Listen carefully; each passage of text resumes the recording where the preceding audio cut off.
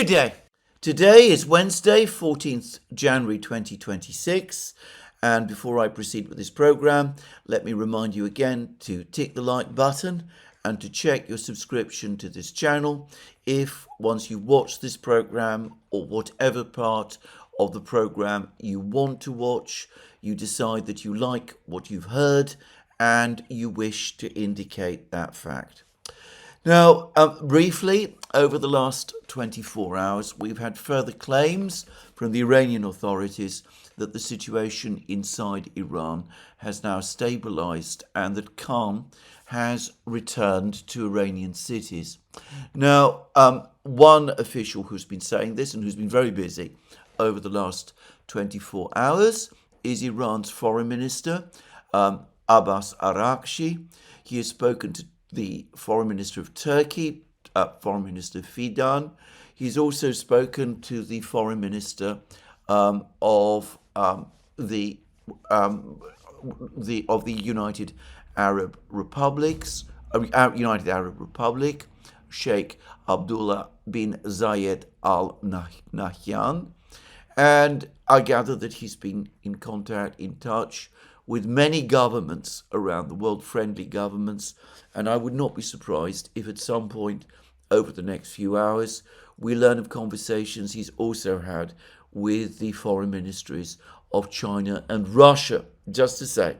But anyway, according to the Iranian media, one of the things he's been telling all of these foreign ministers from around the world is that the situation in Iran is calm and stable. And this is a report that has appeared in the Iranian media. And I want to stress this is an Iranian media report. It comes from outlets connected to the Iranian government, but this is what it says. The Iranian foreign minister says calm has been restored across the country after recent unrest, through the vigilance of the people and law enforcement forces.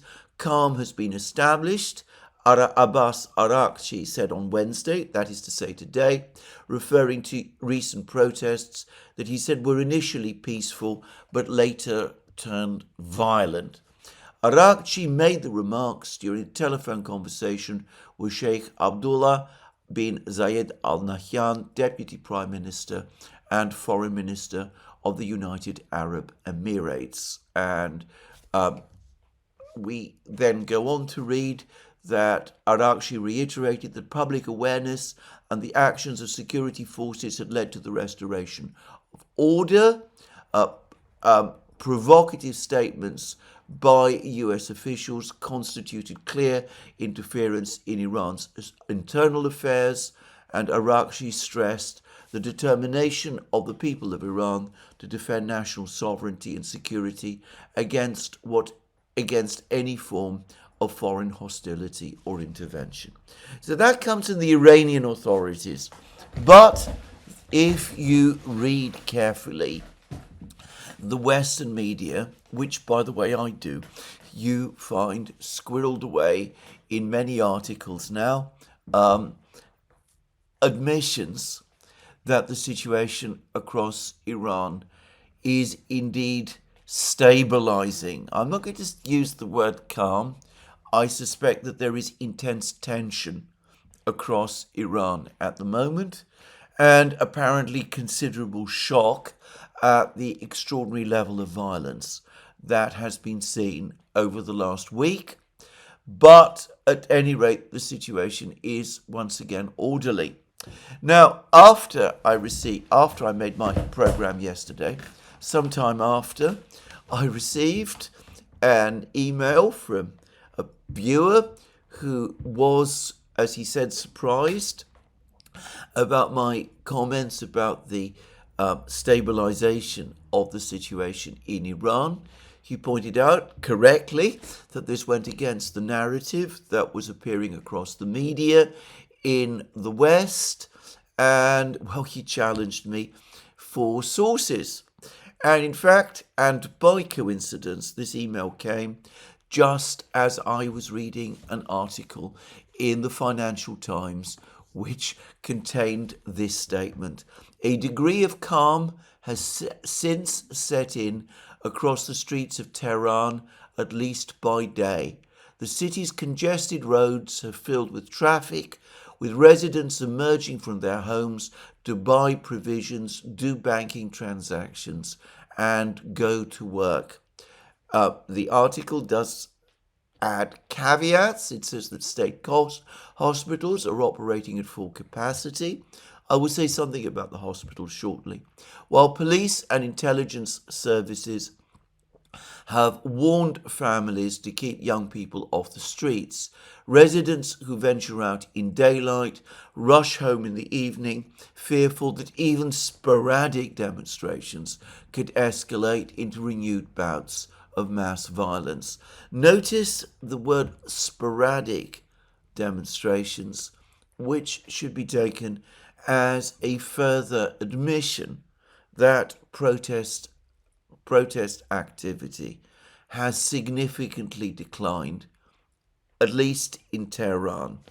I believe, however, that this is true of all of the other cities across Iran also. This article in the Financial Times, whose title is Dispatch from Tehran, the weak Iranians revolted against the regime, is actually quite interesting because it is unusual in terms of the Western media in admitting that a great deal of the violence that took place over the course of the last week was done by sections, at least, of the protesters. And, of course, it places greater weight on what the Iranian authorities did. But anyway, it does admit that there has been violence by the protesters, or some of the protesters. And, well, it says that many people in Iran are deeply shocked by what has happened, and that there is a general concern, a fear across Iran that the whole situation, were it to continue, might spiral into some kind of civil war. The intensity of the unrest has shocked Iranians. Many fear their country is heading towards the sort of civil war that has torn apart others in the region. People do not want Iran to turn into another Syria or Libya, said Mohammad Sadegh Javadi Hazar, a reformist politician in the northeastern city of Mashhad, another protest hotspot. This level of violence was almost unprecedented since the revolution, with Iranians, both opposition and security forces, killing each other in the streets with scenes of beheaded and burnt corpses. It was absolutely horrifying. So, as I said, an admission in the Financial Times from somebody who's clearly been able to send a message, a long account of the situation, certainly in Tehran, and to speak to some people in Tehran, an admission that at least part of the violence, I am going to guess, initially at least, the greater part of the violence came from armed groups amongst the protesters. Now, well, I think, as I said, that the worst, for the moment at least, is over. And again, if you go to the official Iranian media, you read about the Iranian security services busy carrying out a roundup of all of the various people who they say instigated the violent aspects of the protest. They talk a great deal about Mossad and CIA agents and of agents connected with these groups, and of a drive basically to break the back of these violent opposition cells that it is clear have established themselves in many towns and cities across Iran. Now, here I'm going to say a few things further. There's inevitably been some pushback against my comments that what has taken place is a regime change operation. I say that despite the fact that there is now an editorial in the Daily Telegraph, which openly and straightforwardly calls for regime change in Iran, Western-backed regime change, to be carried out as a result of Western military intervention, or I should correct that, US military intervention in Iran. Just saying. But, well, I'm going to say straightforwardly, I have a long experience of regime change operations, and without any doubt, to my mind, what we have seen happen in Iran over the last week has been an attempted one. An awful lot of what we have seen follows closely that pattern. Protests which then turn violent, media campaigns across the West claiming enormous, extraordinary, large numbers of people, always qualified as civilians and peaceful civilians. This despite the fact that, as we see, even the Financial Times is conceding that there has been violence, at least on the part of some of the protest groups.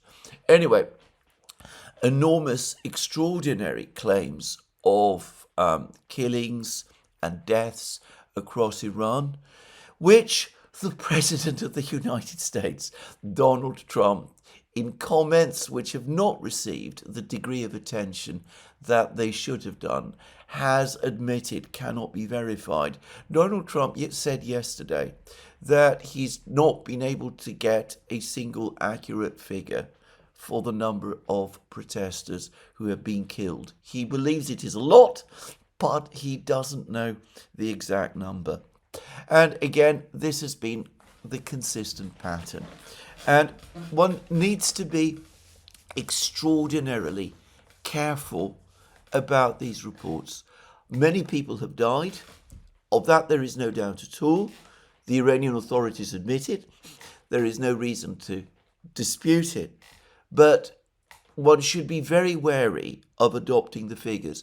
I noticed that number of 2,000 people killed, that was published by Reuters, and which I discussed in my program yesterday, has now been repeated in many places and has been stated to be an admission derived from the Iranian authorities themselves.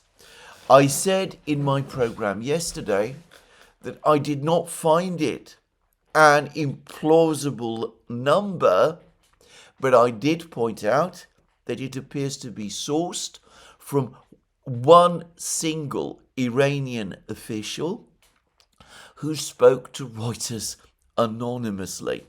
And I did ask the question, I still ask the question, which Iranian officials at this point of time would be talking to Reuters? I find it difficult to imagine that most Iranian officials would want to speak to a British news agency, Reuters, which, to say it mildly, has had an interesting history going back at least 100 years into the past, which might cause Iranian authorities to be concerned about having contacts with it.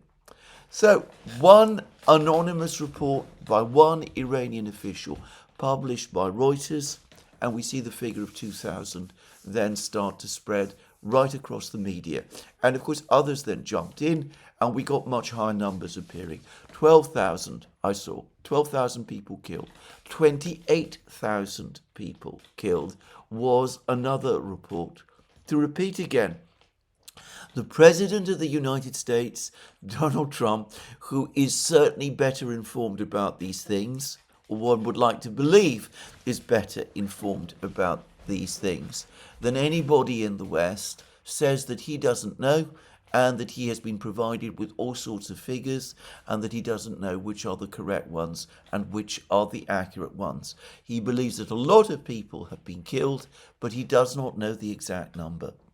And for the record, a very interesting article has appeared in the Grey Zone, which says, after careful research, what looks to me like careful research, that virtually all of the reporting, or at least by far the greater part of the reporting that has appeared in the media in the West, appears to originate from two NGOs, both based in the West, one of them based in Fairfax in the United States. And I have indeed noticed that many of the reports that have been appearing in the media in Britain appear to be sourced from one of these two NGOs especially. And again, given that there has been an internet blackout across Iran, given that telephone communications to Iran are very difficult, given that Starlink is being jammed, and I will return to that topic shortly, how exactly is it possible for NGOs based in the West to be so accurately informed about what is taking place inside Iran? So this, to anybody who has followed regime change operations, is not at all unusual. Lots of information provided, which subsequently turns out to be exaggerated and wrong. I remember, for example, at the time of the Tiananmen incident in 1989, about which we know a great deal more now than we used to, that not only were there enormously inflated claims about the number of people who'd been killed, specifically on Tiananmen Square, but that there was, for about a week, various claims circulating all over the media in the West about armed clashes between sections of the Chinese military, supposedly various military units that had been sent to suppress the protests had sided with the protesters and were engaged in clashes with other military units loyal to the Chinese government. After about a week, it turned out that that was completely untrue. There have been many cases of that sort. I remember, for example, how back in 2011, there were enormously exaggerated claims about the level of killings in the Libyan city of Benghazi at the time of the start of the protests that took place against the government of Muammar al-Gaddafi. There were all sorts of claims about how Gaddafi's government supposedly relied on mercenaries recruited in various African countries. It subsequently turned out, and again, this has been verified and confirmed by subsequent investigations, which you can find in open sources, that the death rates in Benghazi had been greatly inflated, and that the claims that the people who were fighting for Gaddafi were mercenaries drawn from places in Africa, well, that turned out to be almost entirely untrue. And, well, there have been other cases of the same kind. I wrote an article for our new Substack site in which I pointed out that various claims about large stockpiles of forbidden weapons in Syria seem to have gone without corroboration subsequent to the fall of the Assad government. I would advise you to go to this article in our Substack site, and you can read it for yourself. And, well, more recently, there was the incidents in Maidan Square in 2014, and to say it straightforwardly, there's been question marks about what actually took place there. And again, I would refer to the research done by the Canadian professor Ivan Kachanovsky. So this is not unusual, and we do need to be careful about this and about these reports. And of course, we also need to be wary, especially when we see protesters engaged in violence, armed groups operating across Iran. It is most unlikely indeed that this is spontaneous activity. In fact, I would say that it is all but inconceivable that it is, and the fact that there was apparently some attempts to set up communications via Starlink strongly suggests to me that there was a great deal of pre-organisation in getting this whole operation organised and underway. A short time ago, I think it was last year, a protest movement in Nepal successfully overthrew the government there. On the Duran, Alex and I identified this as a regime change operation. Brian Beletic at the New Atlas did the same. This was again challenged by all kinds of people. Again, reports have subsequently emerged which confirmed that that was indeed the case. We know more about the NGO that was directly involved in instrumentalizing and playing a role in the protests. And what was a supposition, I think, is now no longer seriously disputed. The motivations for carrying out a regime change in a place like Nepal, well, one can question them, and one can have doubts about the relevance of them. But as I said, about the fact, I think the accumulation of evidence is now very strong. Now, none of this acquits the Iranian authorities of certain egregious errors and worse things that they might have done. Something that regularly happens when events like this take place is that the argument is always made that opposing regime change is to support the government that is being targeted. I do not accept that formula. I have very, very strong criticisms to make of the government in Iran. In fact, I think it has done many foolish and wrong and bad things. But I do not like and approve and support regime change. In fact, I have consistently opposed it, and until a few months ago, so did the President of the United States, Donald Trump. Now, as to the Iranian government, let me repeat again that it has not handled the economy well. There is now again talk about the judicial system, and it's being, to my dismay, Iranian news sites are openly supporting this, even boasting about it, that the judicial system in Iran is now working overtime to process cases and to deliver death sentences. Apparently, executions are intended to begin today. I find that absolutely appalling. As a person whose deep beliefs cause me to oppose the death penalty, I am shocked by it. I also, by the way, have to say this.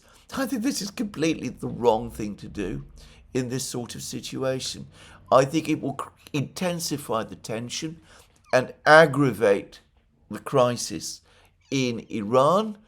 I don't think it will in any way help to reduce it.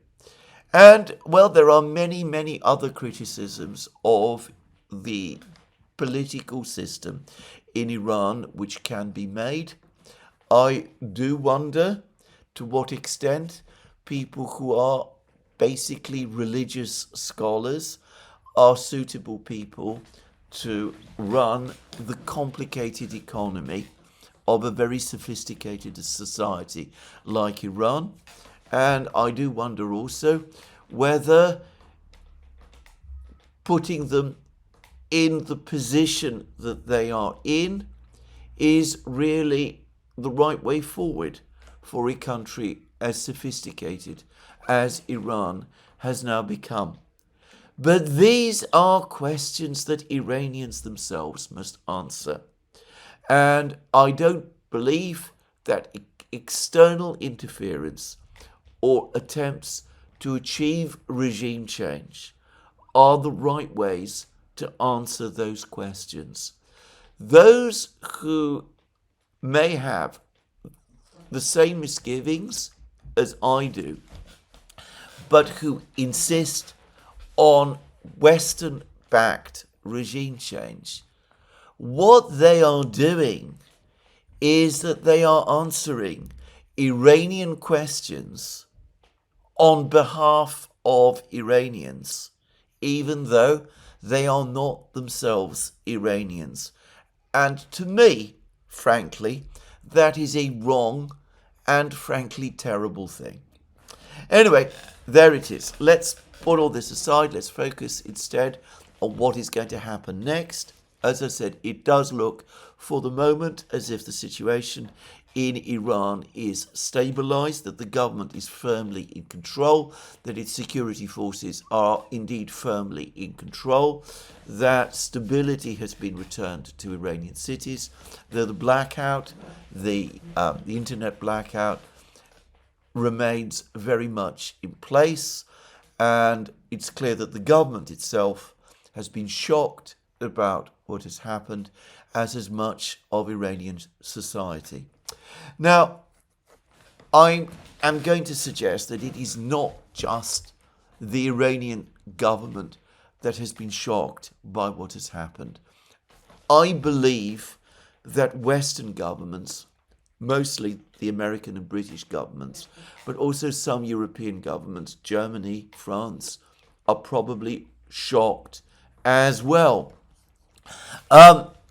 If we talk about the United States government, I noticed how there's been this extraordinary impulse to try to provide more Starlink terminals to people in Iran, how Elon Musk has come out to say that he wants to make Starlink more accessible and easier to use in Iran. Behind all of these words, there is, it seems to me, clear dismay that Starlink has been suppressed in Iran in the way that it was. Yesterday, in my program, I discussed how the Iranian authorities had succeeded in jamming Starlink in nearly all places, using technologies that they had been supplied by the Russians. That was from Forbes. I received, by the way, some further information about this. I was provided with some information about the way the technology works, which I don't understand, so I'm not going to discuss. Another person told me that the technology is known now both by Russia and China, and suggested that it's more likely that the jammers that the Iranian authorities may have used came from China as opposed to Russia. I actually believe, for various reasons, that they did mostly come from Russia. Just saying. But anyway, I'm not going to argue the point further in this program. I think that the American authorities, who undoubtedly have had some foreknowledge of this affair, as the Israeli authorities have done, as authorities in European governments have also done, have been dismayed by Starlink's failure to work, by the comprehensiveness and thoroughness of the internet shutdown across Iran, the comprehensiveness and thoroughness of the mobile phone shutdown across Iran, that has been relaxed a little. It is now apparently easier to make internal calls inside Iran, but it remains very difficult to make calls to other people outside Iran from within Iran. But I think they are most shocked by the failure of Starlink. It's clear that large numbers of Starlink terminals were smuggled into Iran. I think it was widely assumed that they would be the tool that would be most effective in keeping the protests going and in helping to organize the protests. And I think that there is shock that it took the Iranian authorities just a few hours to get on top of this situation with all of this technology that they have received from outside. Now, almost certainly there will be more attempts in future to try to find ways to proof Starlink against this. The Russians and the Chinese have been aware of Starlink for some time. They believe it to be a military-connected system. Whether they're right to think that, well, I'm not going to discuss in this program. It might have been a civilian program initially, but of course the Ukrainian army uses it. And, well, just like other social media platforms, which might initially have had civilian origins, have become instruments of protest or organized protest in various countries, it seems to me that the same has happened to Starlink. Anyway, the Chinese and the Russians have targeted it. They have all of the resources and all of the expertise to find ways to deal with it, and they have done so. And Starlink, as a result, did not prove the great advantage to the protests that had been expected when the terminals were originally supplied. So there we are. Now, I do want to say something about the reports of the hospitals. Again, some of these reports are, I'm sure, true. I am sure they are being provided in good faith.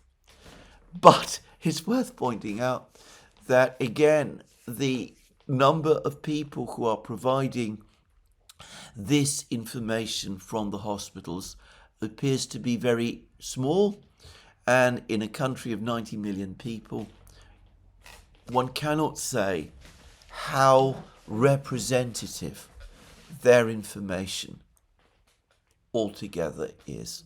To repeat again, there is no doubt that there was considerable violence in Iran over the last week. Much of that violence was undoubtedly carried out by the security forces. The Financial Times, however, confirms what the Iranian authorities themselves are saying, that some of the violence came from the protesters. People will have been sent to the hospitals, but to repeat again, we do not have enough information at the present time to come to a complete picture of exactly what happened or the scale of what happened. And providing numbers at this time is impossible. Anyway, that then brings me to the next question, which is what is the United States going to do? Yesterday, the President of the United States, I suspect, alarmed by the early signs that the protests were being brought under control by the authorities, made what I thought was some extraordinarily reckless and unwise statements. He appeared to urge the protesters to keep protesting, which, if he believed the reports of mass violence in Iran, seemed to me urging people to place themselves in harm's way, which I would have thought extremely wrong and very unwise. He seemed to suggest that protesters should try to gain control of Iranian institutions. I'm not quite sure what he meant by that, whether he was suggesting that they take over buildings, or whether he was calling on members of the security services and of the government to defect. There is no evidence that that has happened, by the way. There is no report so far of a single Iranian official changing sides, though again, to repeat, the picture that we have coming out of Iran is very incomplete. He told the protesters that help is on its way, which I think again was extremely unwise, to say the least. Those protesters who might have taken him seriously and who are motivated to protest against the government might have protested and put themselves in harm's way, assuming that American help would come. Other protesters who might be very angry with the government but who might not welcome intervention by the United States might have been put off joining in the protests at all, just to say. And, well, we've had more reports and more commentary right across the media in the West about how President Trump is debating and considering military options. And yesterday, I discussed the reports provided by Larry Johnson about the steady build-up of American forces in the Gulf area. And, well, to me, it clearly looked as if a strike of some kind against Iran was coming. I still believe that, by the way, to be the case. I think that sooner or later some kind of attack will come, because ever since the June 2025 12-day war, it's been clear to me that the objective has been regime change in Iran. The pattern of that war with a decapitation strike against Iranian officials. All but said as much, confirmed as much. And, well, we've just had another attempt, this time at internally organized regime change, and it has been unsuccessful. So sooner or later, there will be pressure within Israel and within the United States to complete the unfinished business left over from the June war. But at the moment, as of now, if you believe the media reports, the doubts are growing. Yesterday, on the Duran, we were privileged to host the brilliant commentator, and by the way, outstanding lawyer, Robert Barnes. He's just been to Washington, D.C. He's spoken to various people within the US government. He was very careful not to disclose who they were, but he's disclosed some of what they told him. He said that there is still considerable resistance within the United States government, including within the administration, to an attack on Iran. And we are getting reports in the American media, the Washington Post, and elsewhere that appear to confirm this. It's been suggested that an attack on Iran has been considered, that there's been requests made to European governments for them to provide details of facilities that should be targeted, the focus being targeting the headquarters of Iran's various security agencies. There's been some discussion of this, but allegedly and for the moment, the US government is once again swinging back to the idea of sanctions, further sanctions on Iran, further attempts to suffocate the Iranian economy, and perhaps cyber attacks against Iran also. By the way, Iran has been the target of many cyber attacks in the past. There was the Stuxnet virus that was used against Iran in the early 2000s, if I remember rightly. So this would not be the first time.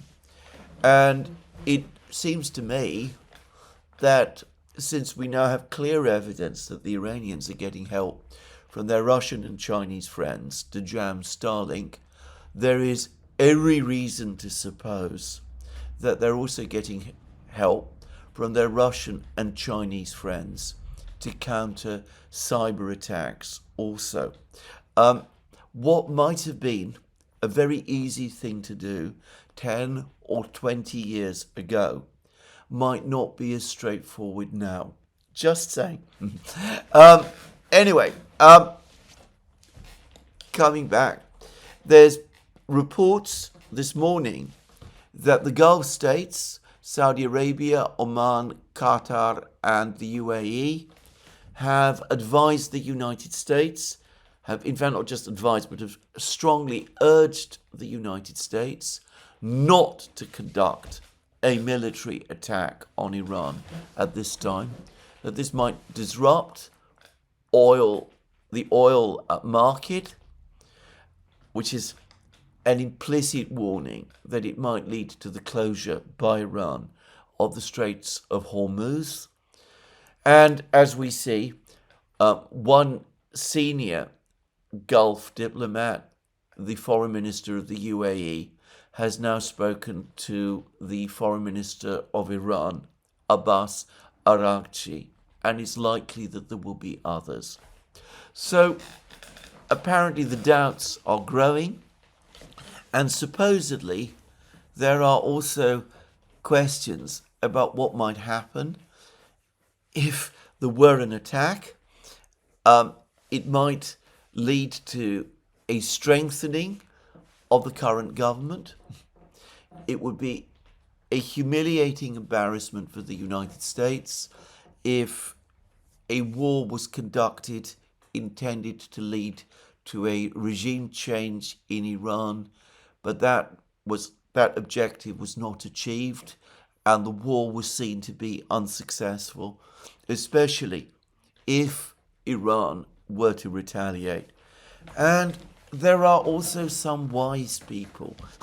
There are apparently still a few wise people left in Washington who are saying, what happens if this succeeds? What if there is regime change in Iran? The protests did not produce a single plausible leader. The former Crown Prince of Iran, who seems to be playing a very active role, I believe he's based in the United States, and well, my understanding is that he has little to no support inside Iran itself, though I'm not going to pretend that I'm very familiar with Iranian politics or Iranian internal sentiments. I cannot believe, however, that he's somebody remotely capable of taking over. And, well, I go back to that article from Reuters that I discussed yesterday, which admitted that the present system has a large constituency of support inside Iran. How does one deal with them?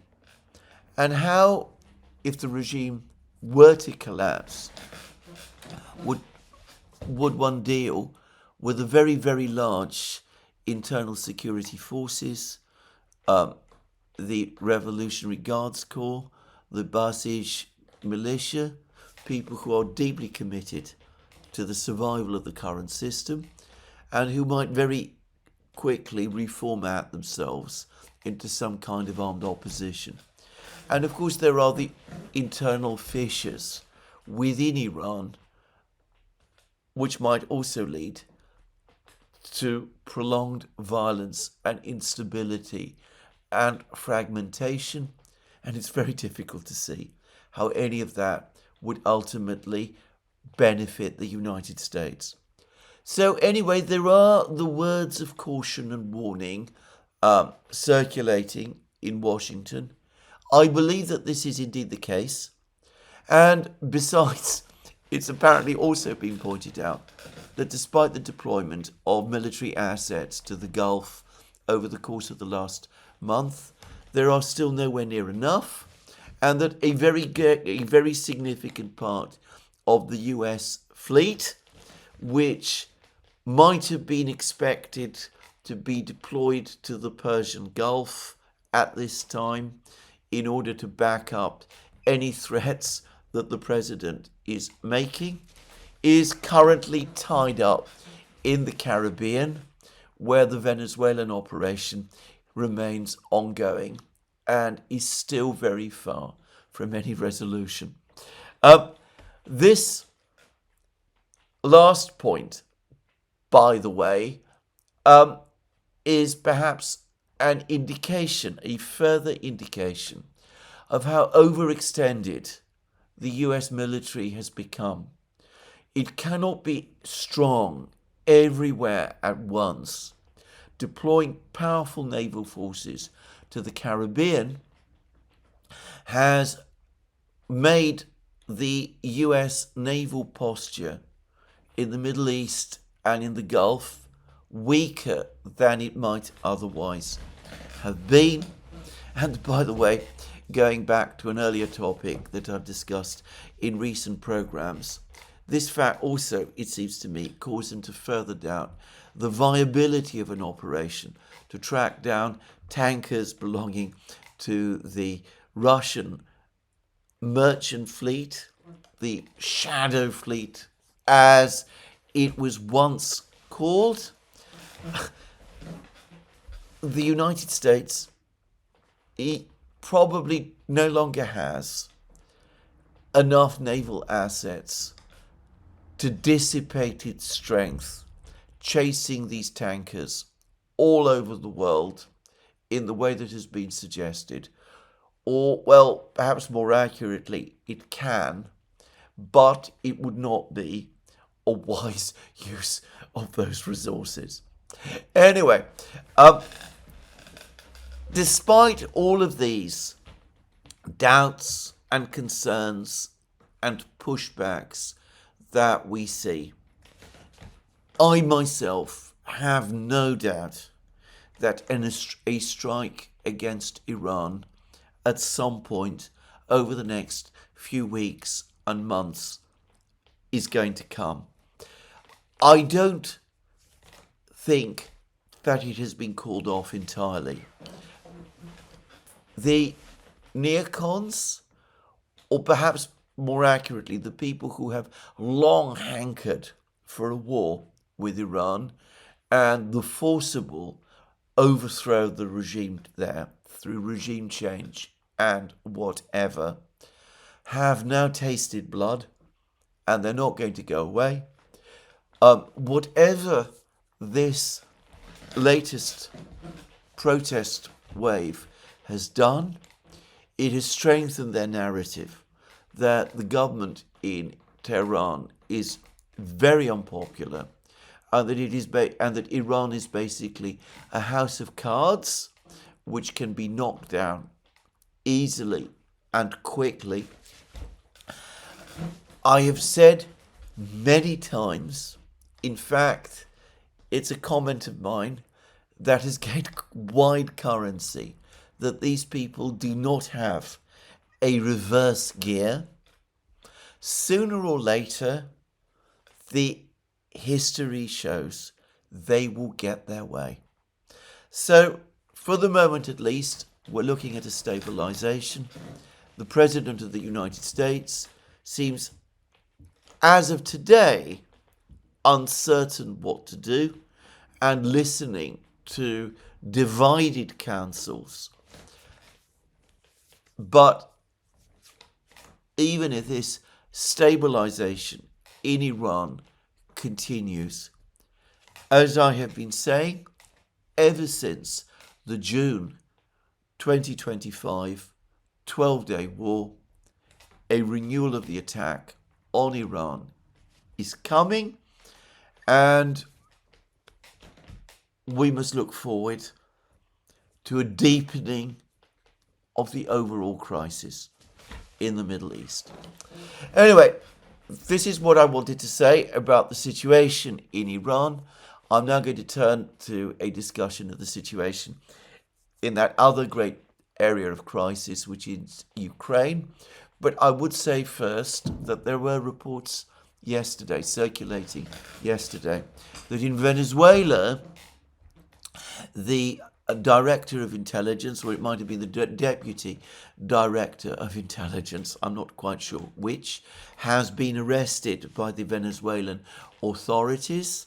And it has been widely circulated that he was one of the officials who was in contact with the United States and was providing the United States with the information about President Maduro's whereabouts, which led to his seizure, capture, abduction, kidnapping, or arrest, whichever it is, whichever of these words it is that you want to use.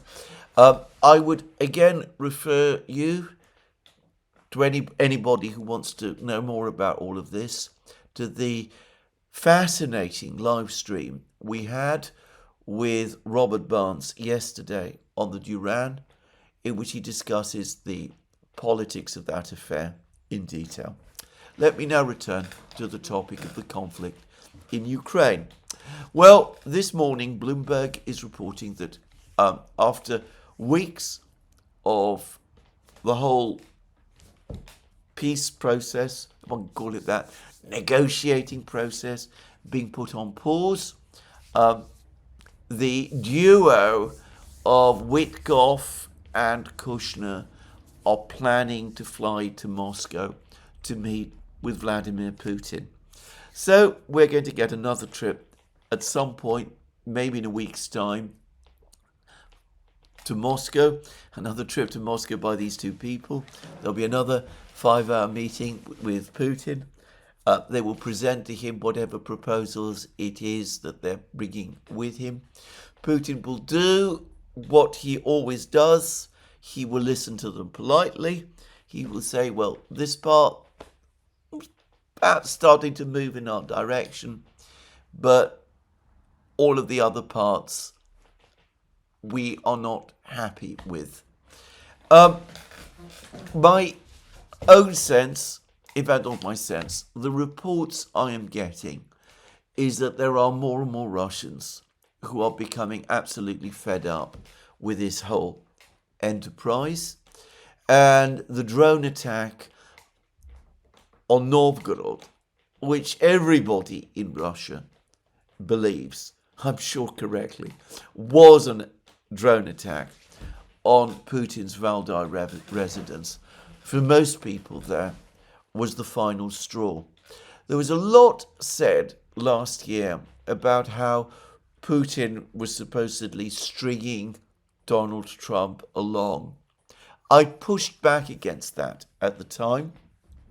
I said I couldn't understand how somebody who was setting out the same positions, setting out his conditions for ending the conflict, which are the same conditions that he had set out back on the 14th of June 2024 when he addressed the foreign ministry, could be accused properly of stringing Donald Trump along. I think now the criticism that Putin is stringing Trump along is starting to gain much more reality. I don't expect Putin to shift ground from his June 2024 conditions, from Istanbul Plus, as we on the Duran call it. I'm sure he's going to explain all of this again to Witkoff and Kushner. But through the mere exercise of meeting with them, he will be keeping this particular ball in the air. And that does seem to me to be a form of stringing this whole business along. Most Russians have long since lost all interest in this business. Meanwhile, the hammering of Ukraine by the Russians continues. I discussed yesterday the enormous Russian strike that has taken place in Kiev, the one with the 23 Iskander missiles. There have been more strikes since, using mostly drones, as far as I can see. But the Ukrainian authorities are now openly saying that they have no plan or idea of how to restore electric power to Kiev, that there are now comprehensive blackouts in many of the suburbs of Kiev, Irpin, Bucha, and Gostomel, all places famous or infamous because of the events of February and March 2022. They're all without power, and there is no ability at the present time to restore power. And of course, the situation in Kiev itself is critical, but it is also critical in other places across Ukraine too. And one sees tensions as a result starting to grow. There have been scattered protests across Ukraine from people who are deeply discomforted, to put it mildly, and upset by the harsh conditions that they find themselves without electric power, without regular supplies of fresh water, without heating, in the middle of winter, with temperatures now far below zero. So there have been protests. There's also complaints from members of the Ukrainian parliament, the Rada, about the situation. There's been complaints that Ukraine has failed to prepare for this. So it's difficult to see, in fairness, what the Ukrainian authorities could have done, given the power, the force of the Russian air operations. We've had calls from some members of the Ukrainian parliament, the Rada, for a general state of emergency to be imposed, though again, it's completely unclear to me what that would actually achieve in a practical sense. Former President Poroshenko has made what I thought was a completely empty speech, the one that's attracting a great deal of attention. He says that Ukraine needs to put aside any idea of holding elections. He used to be the person who used to call for elections. Well, now he says that there shouldn't be elections. He said that what Ukraine needs to do in this moment of crisis is to depend more on Europe and NATO. I thought they were depending and have been depending on Europe and NATO for a long time now. It doesn't seem to be doing them any good. But anyway, that was what he said. And some people detected a subcurrent of criticism of Zelensky from his words. My sense of his speech, by the way, is that what Poroshenko was basically saying is that Zelensky is a busted flush, that he's not been able to get anything from the NATO or the Europeans that would enable Ukraine to deal with this crisis. Somebody else more trusted than Zelensky, supposedly more trusted by the Zelensky than more trusted by the Europeans and NATO than Zelensky. Obviously, Poroshenko himself therefore needs to take over. So this is the right moment for him, for the baton of leadership to be passed back to him. That was my sense of what Poroshenko was saying. And perhaps more practically, there have been now open calls from some Ukrainian politicians, and I believe bloggers, saying that the moment has now come, finally, to face the reality and to begin the evacuation of the cities. It's not just that there is no heating or electric power or reliable supplies of fresh water, but with the closure of shops, with economic activity basically now ceasing, keeping people in Kiev and in the other big cities is setting the situation up for a humanitarian catastrophe. I absolutely agree with that, by the way. I remember, incidentally, that back in 2022, 2023, when the Russian missile offensive was a fraction of what we are seeing now, there were reports appearing in the media in the West that the Ukrainian authorities had indeed given thought at that time to a possible evacuation of Kiev.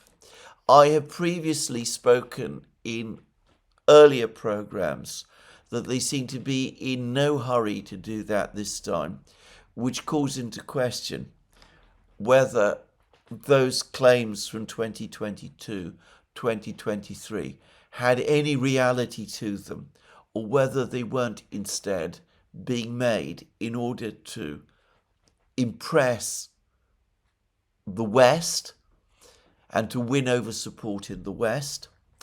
But anyway, the situation that was being talked about in 2022, 2023 is there now. And, well, for the moment at least, the Ukrainian authorities don't seem to be in a hurry to evacuate anybody from Kiev at all. Mayor Klitschko, the mayor of Kiev, has urged people to leave, but he is an opponent of President Zelensky, not a supporter. And as I understand it, he lacks the authority to order or organize an evacuation. I spoke in my program yesterday about the fact that leaving Kiev at this particular time might not be such a straightforward thing as Klitschko suggests. If one is talking, however, about a proper government-organized evacuation, then that is, of course, an entirely different matter. The government, the Ukrainian authorities, with the assistance of the West, probably can organize such an evacuation if they choose, but for the moment at least, they're not doing it. Instead, what we continue to get are more political games, always a strong sign of political stress. So the anti-corruption scandal in Kiev, which was previously targeting President Zelensky, or appeared to be previously targeting President Zelensky, is now being retargeted towards his opponents. So Yulia Tymoshenko, the veteran politician who attended President Trump's inauguration back in January of last year, and who some have thought might be a potential replacement for Zelensky.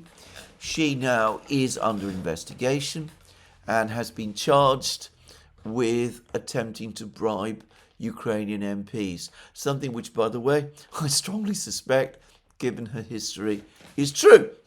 But anyway, she is now apparently arrested and under investigation as well. Tymoshenko, by the way, is an interesting individual. I remember that under during the period of orange rule, if you like, when Yushchenko and Timoshenko were governing Ukraine together after the Orange Revolution of 2004. Timoshenko and Yushchenko fell out. Yushchenko, who is a pro-Western president, initiated a criminal investigation of Timoshenko in connection with a gas supply deal she had negotiated with the Russians. After Yushchenko was replaced by Yanukovych, very much to Russian dismay, persisted with that investigation, and Tymoshenko was arrested, prosecuted, convicted, and jailed because of it. And across the political and media landscape in the West, there was a huge amount of uproar and concern, alleging that this was a political prosecution, which at some level, of course, it undoubtedly was, and demanding her release. Tymoshenko is now being investigated again.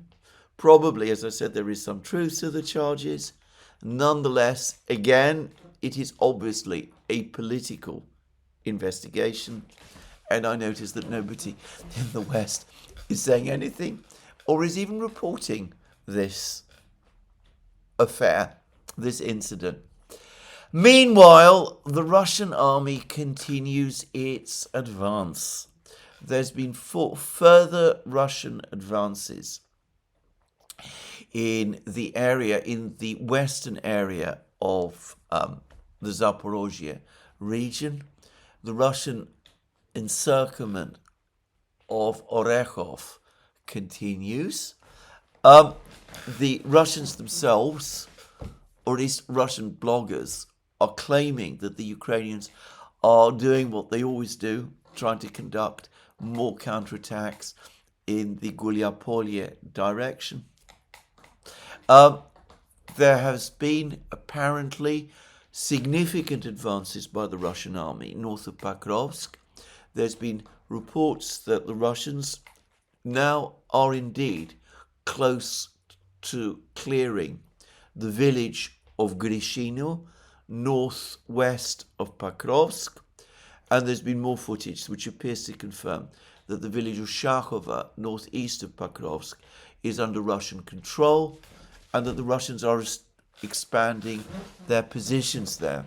Yesterday, Radovka, the Russian newspaper based in Smolensk, which often provides very interesting coverage of the war, resumed its coverage after the long Christmas and New Year holidays, and it provided a very detailed account of the battle for Belitskaya, town located to the north of Rodinska, which it says the Russians intend to capture, though it said that it's a town of high-rise buildings and coal mines, and it would be a difficult place to capture, though there are not enough Ukrainian troops to defend it properly, because Zelensky and Syrskyi have transferred some of the troops who would have defended Belitska and these other places to the Kupiansk sector instead.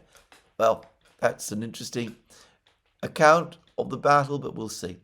And there are more reports that the Russians now have indeed broken into Konstantinovka from the west, and that the pincers around Konstantinovka, the town to the east of Pokrovsk, are tightening, and that the Russian advance west of Siversk towards the Slavyansk power station is continuing, and that the Russians continue to tighten their grip on Liman and in the area and on the town of Svyatogorsk. So the fighting continues.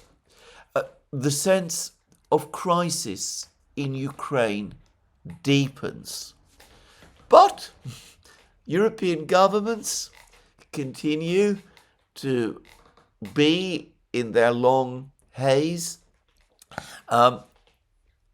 There's an argument about whether the 90 billion euro loan that was agreed last month can be used by Ukraine to buy weapons from the United States.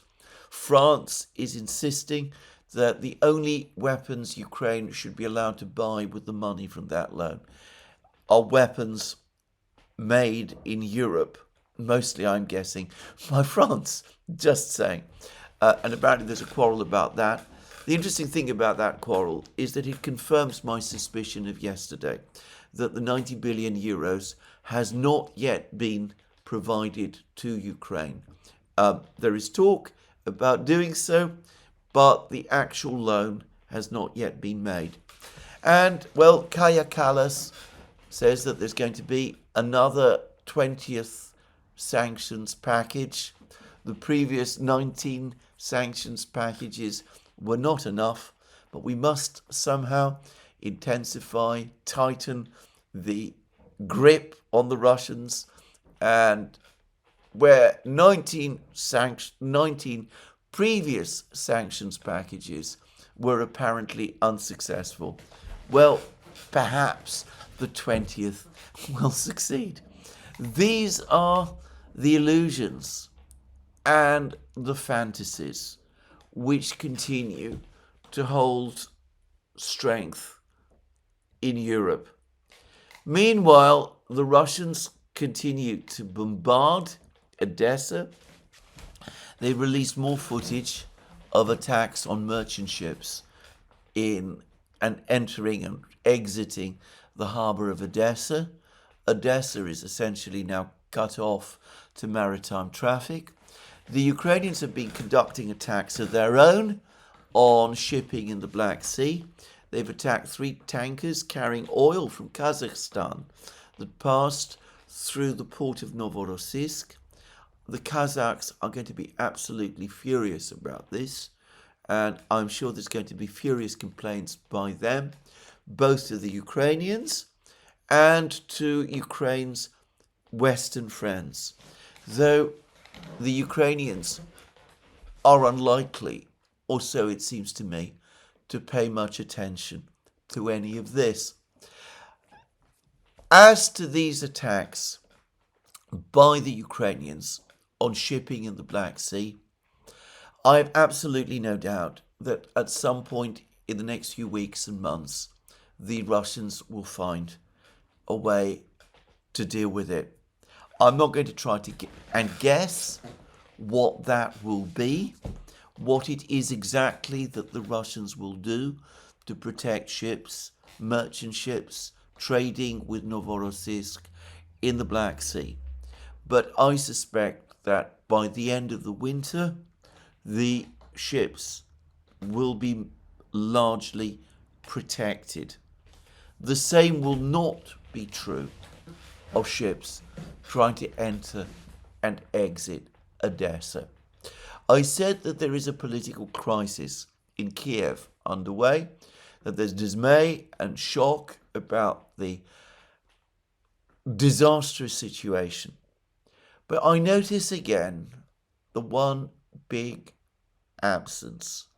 None of these people who are talking about creating a state of emergency, declaring a state of emergency, evacuating the populations from the cities, none of them suggest doing perhaps what would be the most practical solution of all: contacting the Russians, resuming the talks in Istanbul, moving towards some acceptance, visible acceptance of Istanbul plus the Russian terms set out in June 2024, which, as I've said many times, would at least preserve Ukraine. Nobody in Kiev seems to be contemplating, nobody at least in authority in Kiev seems to be contemplating that possibility. Ukraine continues to be destroyed. The war continues to go on. The Americans sporadically continue their diplomacy, though the Russians give every sense of having lost interest in it. The Europeans are still in the grip of their own illusions, and the Ukrainians refuse to face the realities, the reality of what the events of the last few weeks puts beyond doubt that they're going to lose the war. Well, this is where I finish today's program. Let me remind you again, you can find all our programs on our various platforms, Locals, Rumble and X. You can support our work via Patreon and Subscribestar and by going to our shop. Links under this video. Please remember to tick, if you like this video, to tick the like button and to check your subscription to this channel. That's me for today. More from me soon. Have a very good day.